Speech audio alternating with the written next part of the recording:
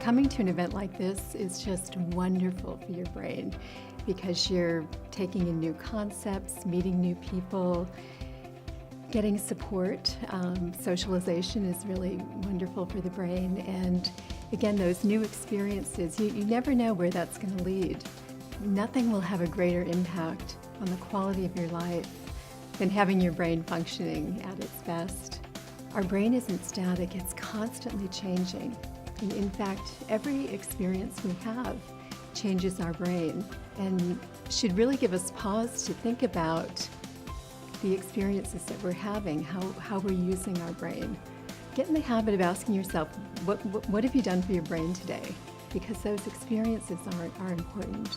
You know, the richer and more stimulating those experiences are, the more profound those changes can be. The beauty of the brain is that we have the choice to think and feel differently. And so we can learn to, when we have a distressing thought, instead of repeatedly reinforcing it, to replace it with a positive thought. And knowing that every time you think that positive thought, that will become stronger and stronger. Never underestimate the power of a single action as a catalyst for future growth.